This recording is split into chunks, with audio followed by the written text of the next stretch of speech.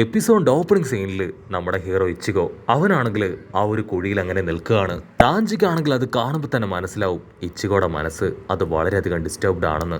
അവന്റെ ശരീരത്തിൽ കാര്യമായിട്ട് പരിക്കുകളൊന്നും പറ്റിയിട്ടില്ല എങ്കിലും അവന്റെ മനസ്സിൽ വലിയ പരിക്ക് പറ്റിയിട്ടുണ്ട്. റാഞ്ചി ആണെങ്കിൽ അവനെ കൊണ്ട് കഴിയും പോലെ ഹീറോയെ സമാധാനിപ്പിക്കും. നീ വിഷമിക്കേണ്ട ആവശ്യമൊന്നുമില്ല, അവര് കാരണം നമുക്ക് ആർക്കും തന്നെ യാതൊരു നഷ്ടവും സംഭവിച്ചിട്ടില്ല, ആരുടെ ജീവനും ഒരു അപകടവും വന്നു പിണഞ്ഞിട്ടില്ല.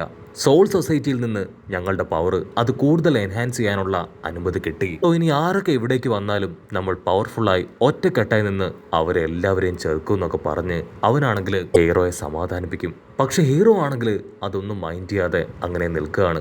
കാരണം ഇത്തവണയും ഹീറോയെ കൊണ്ട് ഹീറോയുടെ ഫ്രണ്ട്സിനെ പ്രൊട്ടക്ട് ചെയ്യാൻ കഴിഞ്ഞിട്ടില്ല.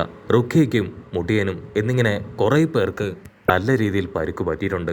അവസാന നിമിഷം ഹീറോയ്ക്ക് പോലും അവന്റെ ജീവൻ അത് നഷ്ടപ്പെടാനായിട്ട് ഏതാനും മിനിറ്റുകൾ ബാക്കിയുള്ളപ്പോഴാണ് അവൻ തിരികെ ഹോളോ വേൾഡിലേക്ക് പോയത്. സോ ഇനിയും ഇങ്ങനെ മുൻപോട്ടേക്ക് പോയാൽ അത് വലിയ അപകടങ്ങളിലേക്ക് വഴിതെളിക്കുമെന്ന് അവൻ തിരിച്ചറിയും. കട്ട് ചെയ്താ ഇപ്പൊ ആ ഹോളോ വേൾഡ് കാണിക്കും.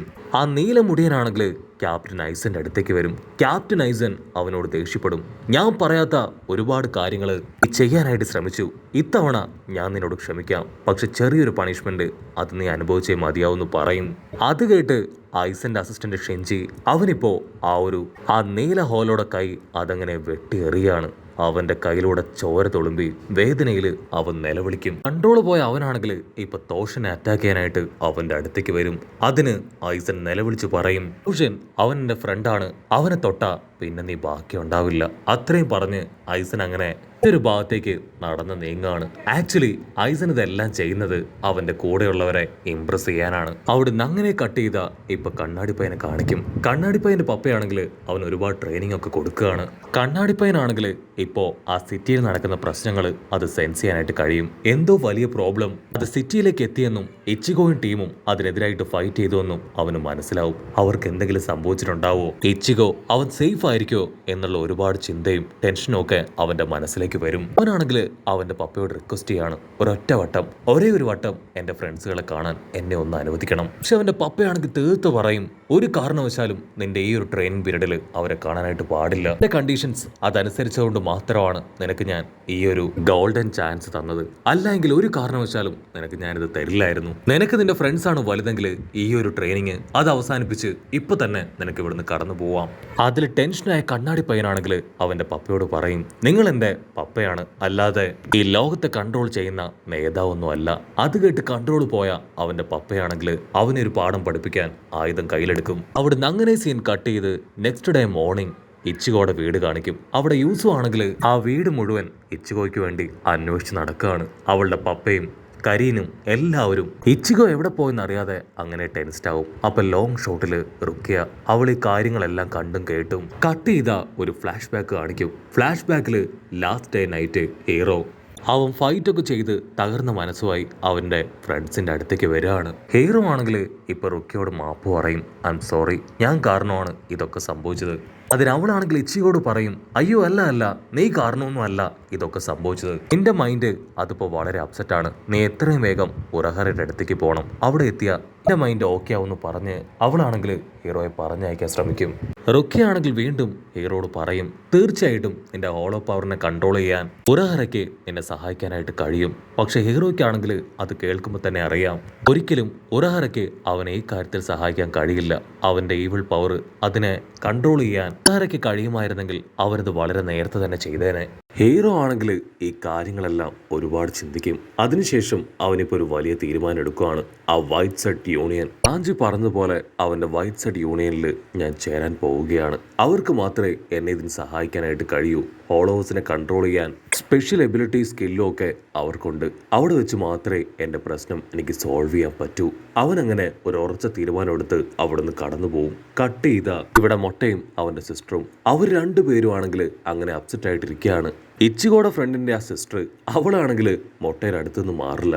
അവൾ പ്രണയമഞ്ജരിയിൽ നീരാടി അവന്റെ ബോഡിയിലുണ്ടായിരുന്ന പരിക്കുകളിലെല്ലാം അങ്ങനെ മെഡിസിൻസ് ഒക്കെ വെച്ചു കൊടുത്ത് തൊട്ടും തലോടിയും ഹായായിട്ടിരിക്കും. പക്ഷെ മൊട്ടയാണെങ്കിൽ അവളെ മൈൻഡ് പോലും ചെയ്യില്ല. മറ്റൊരു ഭാഗത്ത് സോൾ റീപ്പർ അവനാണെങ്കിൽ അരങ്കാർസിനെ കുറിച്ചുള്ള റിപ്പോർട്ട്സ് അതങ്ങനെ സോൾ സൊസൈറ്റിയിലേക്ക് സെൻഡ് ചെയ്യുകയാണ്. അരങ്കാർസ് ഭയങ്കര പവർഫുൾ ആണ്, നമ്മളെ കൊണ്ട് അത്ര എളുപ്പത്തിൽ അവരെ തോൽപ്പിക്കാനായിട്ട് കഴിയില്ല. പഴയ ഹോളോസിന്റെ വളരെ അപ്ഡേറ്റഡ് ആയിട്ടുള്ള വേർഷനാണ് അവറ്റകൾ. ഐസൻ ആണ് ഇതിന്റെ എല്ലാം പിന്നിൽ. അവരിൽ കൂടുതൽ റിസർച്ചുകളൊക്കെ നടത്തി അഡ്വാൻസ്ഡ് ആയിട്ടുള്ള ഹോളോസിനെ അവർ സൃഷ്ടിച്ചു കഴിഞ്ഞു. അവർക്കിട്ട പേരാണ് അലങ്കാർസ്. നമ്മുടെ പവറും ഇതുപോലെ എൻഹാൻസ് ചെയ്തിട്ടില്ല എങ്കിൽ അലങ്കാർസിന് മുൻപിൽ പിടിച്ചു നിൽക്കാനായിട്ട് കഴിയില്ല. മാത്രമല്ല ഒരുപാട് ഹ്യൂമൻ ബീങ്സിനും റിപ്പേഴ്സിനും എല്ലാം തന്നെ അവരുടെ ജീവൻ പോലും നഷ്ടമായേക്കാം. എത്രയും വേഗം എന്തെങ്കിലും ചെയ്യണം. റീഎൻഫോഴ്സ്മെന്റിന് ഇനിയും സോൾ റിപ്പർ ക്യാപ്റ്റൻസ് ആവശ്യമാണെന്ന് അവൻ പറയുന്ന അതേ നിമിഷം നമ്മുടെ ചുന്ദരിപ്പെണ്ണ് അവിടേക്ക് വരും. അവളാണെങ്കിൽ അവനോട് പറയും, നീ ഇങ്ങനെ ടെൻഷൻ എടുക്കേണ്ട ആവശ്യമൊന്നുമില്ല. ഇന്നലെ തന്നെ നമ്മൾ വളരെ സിമ്പിളായിട്ട് അലങ്കാർസിനെ ബീറ്റ് ചെയ്ത് തോൽപ്പിച്ച് പറഞ്ഞയച്ചില്ലേ. നമ്മളെ കൊണ്ട് ഇതൊക്കെ ഈസി ആയിട്ട് കഴിയും. അതിനവൻ പറയും, നീ കരുതുന്നത് പോലെയല്ല, അവർക്ക് നല്ല പവറുണ്ട്. ഐസൻ ഇവിടേക്ക് അയച്ചത് അലങ്കാർസിൽ തന്നെ ഏറ്റവും പവർ കുറഞ്ഞവരെയാണ്. അവരിൽ തന്നെ ഏറ്റവും പവർ കൂടിയ ആൾക്കാർക്ക് ഒറ്റകളിൽ ഏറ്റവും പവർ കൂടിയവരുമായിട്ട് നമ്മളെ കൊണ്ട് പിടിച്ചു നിൽക്കാനാവില്ല. അവരുടെ പവർ അൺപ്രഡിക്റ്റബിൾ ആണ്. സോ നമ്മൾ വളരെയധികം കെയർഫുൾ ആയിരിക്കണം ഇങ്ങനെയുള്ള സമയത്ത്. അത് കേട്ട് ഇപ്പൊ അവളും ഷോക്കാവും. അവിടുന്ന് അങ്ങനെ സീൻ കട്ട് ചെയ്ത് ഇപ്പൊ ഉറഹറ ഷോപ്പ് കാണിക്കും. നമ്മുടെ കുഞ്ഞിപ്പെണ്ണാണെങ്കിൽ പതിയെ പതിയെ പഴയതുപോലെ ആവുകയാണ്. കുഞ്ഞിച്ചക്കനാണെങ്കിൽ അവളുടെ കൂടെ നിന്ന് അവൾക്ക് കട്ട സപ്പോർട്ട് കൊടുക്കും. ട്രെയിനിങ് എടുപ്പിച്ചും അവൾ എക്സസൈസ് ചെയ്യിപ്പിച്ചും പഴയ ജീവിതത്തിലേക്ക് അവൻ മടക്കി കൊണ്ടുവരികയാണ്. അതേസമയം നമ്മുടെ മുടിയൻ അവൻ സ്ട്രെയിറ്റ് ആയിട്ട് ഇപ്പൊ ഉറഹറയുടെ അടുത്തേക്ക് വന്ന് അങ്ങനെ അവനെ വണങ്ങി നിൽക്കും. ഉറഹറയ്ക്ക് മനസ്സിലാവും മുടിയന് വീണ്ടും ട്രെയിനിങ് ആവശ്യമാണ്. അതിനുവേണ്ടിയാണ് അവൻ എൻ്റെ അടുത്തേക്ക് വന്നതെന്ന്. അവന്റെ കോൺഫിഡൻസും ട്രെയിനിങ് എടുക്കാനുള്ള ആഗ്രഹമൊക്കെ കാണുമ്പോൾ ഉറഹറയ്ക്ക് വല്ലാത്തൊരു സന്തോഷം. അതേസമയം ഹീറോ അവനങ്ങനെ സ്ട്രെയിറ്റ് ആയിട്ട് ആ വൈസഡ് ഗ്യാങ്ങിന്റെ ബേസിലേക്ക് പോയിക്കൊണ്ടിരിക്കുകയാണ്. അവരെ കൊണ്ട് മാത്രമേ അവന് ഹെൽപ്പ് ചെയ്യാൻ കഴിയുന്നുള്ള സത്യം നമ്മുടെ ഹീറോ ഇച്ചിഗോ അവൻ തിരിച്ചറിഞ്ഞു കഴിഞ്ഞു. ചാഞ്ചിക്കാണെങ്കിൽ ഇച്ചിഗോയെ കാണുമ്പോൾ ഭയങ്കര സന്തോഷം. വാവ്, ഒടുവിൽ നീ എത്തിയല്ലോ. അതിന് ഹീറോ അവൻ തീർത്തു പറയും, നിങ്ങളുടെ ടീമിൽ ഒരു മെമ്പർഷിപ്പ് എടുക്കാനല്ല ഞാൻ ഇവിടേക്ക് വന്നത്. എനിക്ക് ആവശ്യം എൻ്റെ ബോഡിയിലെ ഹോലോ അതിനെ കൺട്രോൾ ചെയ്യുക എന്നതാണ്. ഞാനിപ്പോൾ വലിയൊരു പ്രതിസന്ധിയിലാണ്, എനിക്കിത് ചെയ്തേ പറ്റൂന്ന് പറയും. അത് കേൾക്കേണ്ട താമസം സാഞ്ചിയാണെങ്കിൽ സ്ക്വാഡ് എടുത്ത് ഹീറോ ഇച്ചിഗോയുമായിട്ട് പൊരിഞ്ഞ പോരാട്ടം.